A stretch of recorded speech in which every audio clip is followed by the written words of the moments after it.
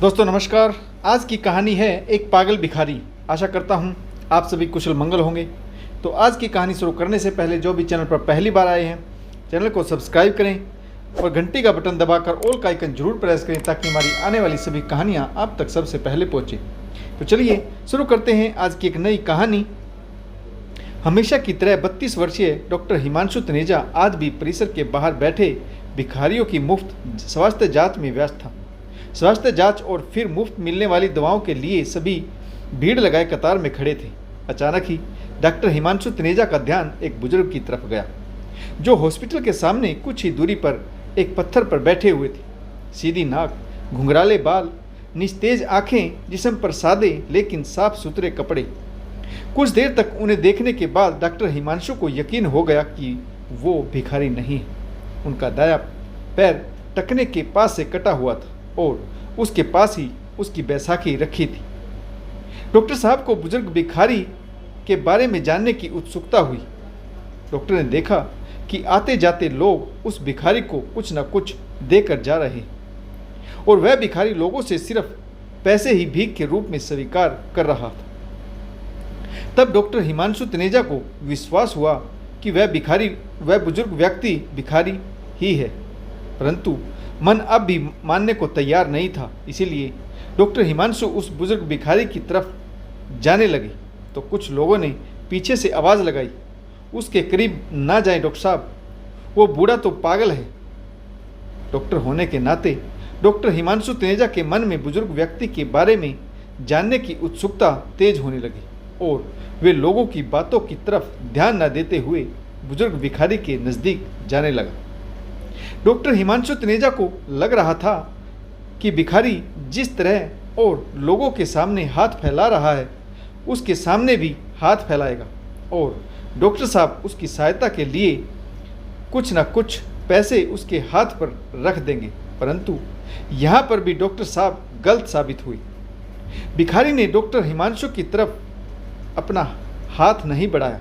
Doctor साहब ने अपनी तरफ से पहल करते हुए बुजुर्ग भिखारी से पूछा, बाबा आपको कोई शारीरिक परेशानी है क्या? डॉक्टर साहब के पूछने पर बुजुर्ग अपनी बैसाखी का सहारा लेकर लड़खड़ाते हुए खड़ा हो गया और बोला, good afternoon doctor, I think I may have some eyes problem in my right eyes. इतनी बढ़िया अंग्रेजी सुनकर डॉक्टर हिमांशु दंग रह गई। फिर उन्होंने बुजुर्ग व्यक्ति की आंखें चेक की। पका हुआ मोतियाबिंद था उनकी आंखों में। डॉक्टर साहब ने कहा, मोतियाबिंद है बाबा, ऑपरेशन करना होगा। बुजुर्ग बोले, oh cataract, I had cataract operation in 2014 for my left eye in Ruby hospital. बुजुर्ग व्यक्ति की इतनी बढ़िया अंग्रेजी सुनकर आश्चर्यचकित डॉक्टर हिमांशु बोले, बाबा आप यहाँ क्या कर रहे हैं? बुजुर्ग भिखारी बोला, मैं तो यहाँ रोज ही 2 घंटे भीख मांगता हूँ सर। डॉक्टर साहब ने फिर से भिखारी से कहा, वह तो ठीक है, लेकिन क्यों बाबा? मुझे तो लगता है आप बहुत पढ़े लिखे हैं। बुजुर्ग हंसे और हंसते हुए ही बोले, पढ़े लिखे? डॉक्टर साहब ने फिर से आशंकित स्वर में कहा, आप मेरा मजाक उड़ा रहे हैं बाबा। बुजुर्ग व्यक्ति बोला, oh no doctor, why would I, sorry if I hurt you. बुजुर्ग व्यक्ति धड़ाधड़ इतनी बढ़िया इंग्लिश बोलता जा रहा था कि उसकी इंग्लिश से डॉक्टर हिमांशु भी हैरान थे। उनके आसपास बहुत सारे लोगों की भीड़ भी जमा हो गई। बुजुर्ग व्यक्ति को इतनी अच्छी इंग्लिश बोलते हुए देखकर सभी लोग अचंभित थे।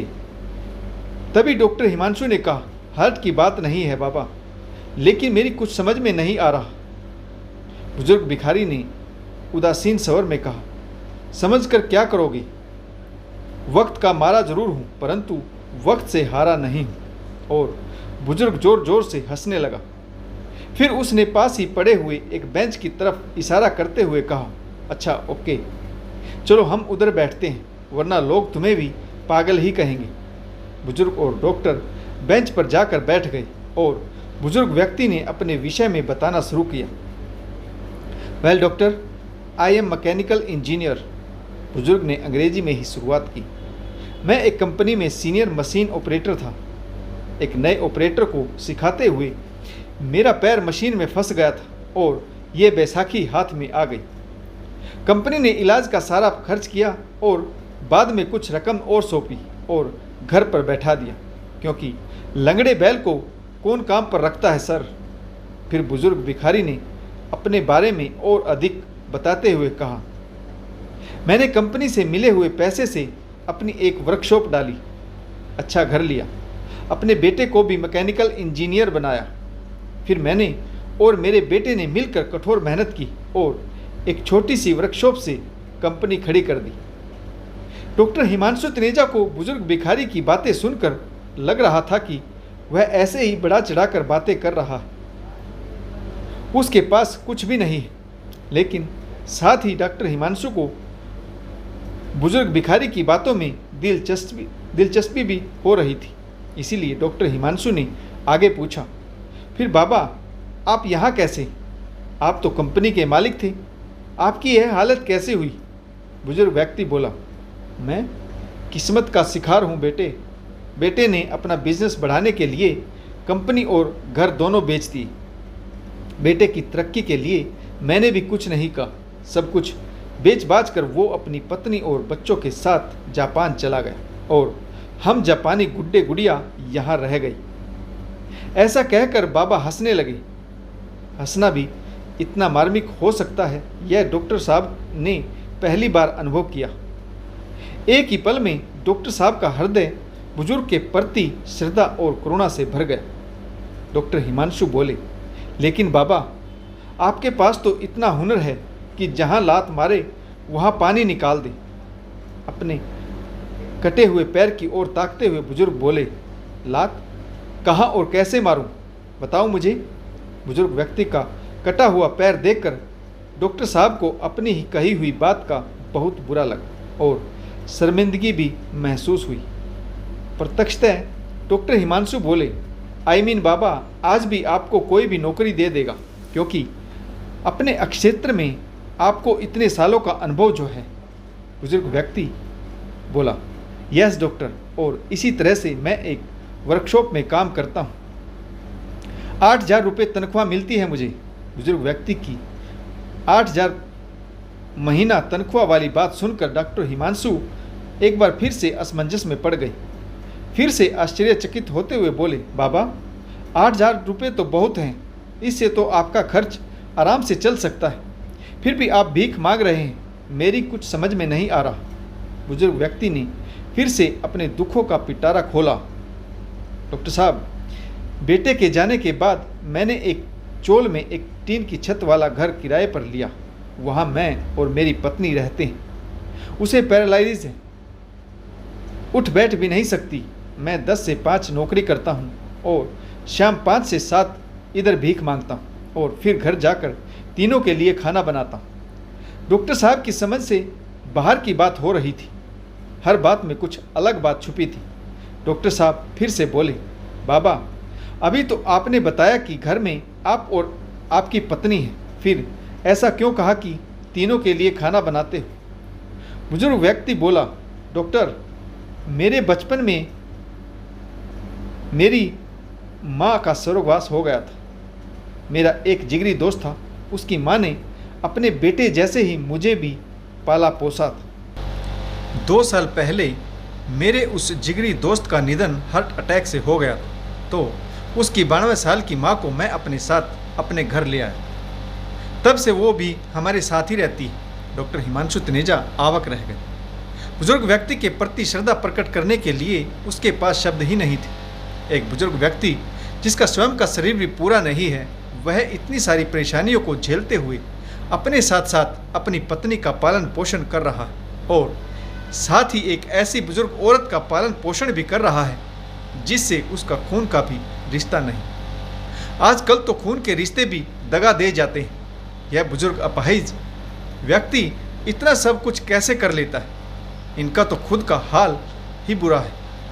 खुद अपाहिज है, पत्नी अपंग है, घर बार नहीं, जो था वह भी बेटा बेचकर चला गया। गजब का आत्मविश्वास है इस बुजुर्ग में, कितना दृढ़ निश्चय है इनका। इतना सब कुछ हो जाने के बाद भी इस उम्र में इनमें इतनी हिम्मत कैसे बची हुई कि यह किसी दूसरे की माँ का भी पालन पोषण कर रहा है? कैसे जीवट इंसान है ये? बुजुर्ग व्यक्ति के बारे में इतना सब कुछ जानकर डॉक्टर हिमांशु तनेजा का दिमागी संतुलन सामान्य नहीं रहा। उसके दिमाग में सौ इस सवाल दौड़ रहे थे। फिर उन्होंने सामान्य होते हुए पूछा, बाबा, बेटा आपको रास्ते पर ले आया, ठोकरे खाने को छोड़ गया, आपको गुस्सा नहीं आता? बुजुर्ग, नो डॉक्टर, अरे वो सब तो उसी के लिए कमाया था, जो उसी का था उसने ले लिया, इसमें उसकी गलती कहाँ है? कमाल है, इन्हें अपने बेटे से कोई शिकायत भी नहीं। किस मिट्टी के बने हैं? डॉक्टर हिमांशु ने फिर से पूछा, लेकिन बाबा, लेने का ये कौन सा तरीका हुआ?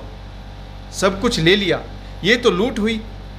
अब आपके यहाँ भीख मांगने का कारण भी मेरी समझ में आ गया है बाबा। आपकी तनख्वाह के 8,000 रुपये में आप तीनों का गुजारा नहीं हो पाता, अतः इसलिए आप यहाँ आते हो। बुजुर्ग व्यक्ति ने डॉक्टर हिमांशु तनेजा को एक बार फिर चौंका दिया।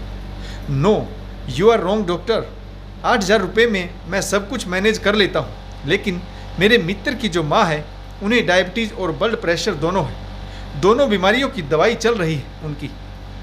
बस 8,000 रुपये में उनकी दवाइयाँ मैनेज नहीं हो पाती। मैं 2 घंटे यहाँ बैठता हूँ, लेकिन भीख में पैसों के अलावा कुछ भी स्वीकार नहीं करता। मेडिकल स्टोर वाला उनकी महीने भर की दवाई मुझे उधार दे देता है और यहाँ 2 घंटे में मैं जो भी पैसे मुझे मिलते हैं वो मैं रोज़ मेडिकल स्टोर वाले को दे देता हूँ। डॉक्टर हिमांशु तनेजा ने अपलक उन्हें देखा और सोचा, इन बाबा का खुद का बेटा इन्हें छोड़कर चला गया है और ये खुद किसी और की माँ की देखभाल कर रहे हैं। डॉक्टर साहब ने खुद को संभालने की बहुत कोशिश की, परंतु इन बुजुर्ग का दुखड़ा सुनकर आंखों में आंसू आ ही गए। भरे गले से डॉक्टर हिमांशु तनेजा ने फिर से कहा, बाबा, किसी दूसरे की माँ के लिए आप यहाँ रोज़ भीख मांगने आते हैं। बुजुर्ग, दूसरे की? अरे मेरे बचपन में उन्होंने बहुत कुछ किया मेरे लिए, अब मेरी बारी है। मैंने उन दोनों से कह रखा है कि मैं 5 से 7 मुझे एक काम और मिला है। डॉक्टर हिमांशु तनेजा ने अपनी आंखों के आंसू संभाल कर मुस्कुराते हुए कहा, अगर उन्हें पता लग गया कि 5 से 7 आप यहाँ भीख मांगते हो तो? बुजुर्ग, अरे कैसे पता चलेगा? दोनों तो बिस्तर पर हैं, मेरी हेल्प के बिना वे करवट तक नहीं बदल पाती। यहाँ कहाँ पता करने आएगी? हा हा हा। बुजुर्ग व्यक्ति को इस तरह से हंसता देख डॉक्टर हिमांशु के चेहरे पर भी मुस्कान लौट आई और उन्होंने बुजुर्ग व्यक्ति से कहा, बाबा, अगर आपको मैं सभी दवाइयाँ फ्री में दे दूँ तो आपको यहाँ पर भीख मांगने की ज़रूरत नहीं पड़ेगी। बुजुर्ग, नो डॉक्टर, आप भिखारियों के लिए काम करते हैं, माँ जी के लिए आज दवाई दे देंगे तो माँ जी भी तो भिखारी कहलाएंगी। मैं अभी समर्थ हूँ डॉक्टर, उनका बेटा हूँ मैं। मुझे कोई भिखारी कहे तो चलेगा, लेकिन उन्हें भिखारी कहलवाना मुझे मंजूर नहीं। ओके डॉक्टर, अब मैं चलता हूँ, घर पहुँचकर अभी खाना भी बनाना है मुझे। डॉक्टर हिमांशु तनेजा ने उठकर बुजुर्ग व्यक्ति की लाठी उन्हें पकड़ा दी और कहा, बाबा, भिखारियों को डॉक्टर ना समझकर बेटा समझकर ही मुझसे दवाई ले लीजिए। अपना हाथ छुड़ाकर बाबा बोले, डॉक्टर, अब इस रिश्ते में मुझे मत बांधो प्लीज़। एक गया है हमें छोड़कर, आज मुझे स्वप्न दिखाकर कल तुम भी मुझे छोड़ गए तो अब सहन करने की ताकत नहीं। ऐसा कहकर बाबा ने अपनी बैसाखी संभाली और जाने लगे और जाते हुए अपना एक हाथ मेरे सिर पर रखा और भरभराई ममतामयी आवाज़ में बोले, अपना ध्यान रखना मेरे बच्चे।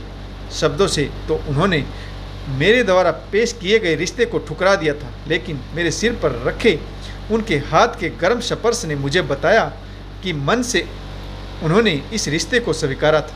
उस पागल कहे जाने वाले मनुष्य की पीठ फेरते ही डॉक्टर हिमांशु तनेजा के हाथ अपने आप ही प्रणाम की मुद्रा में उनके लिए जुड़ गए।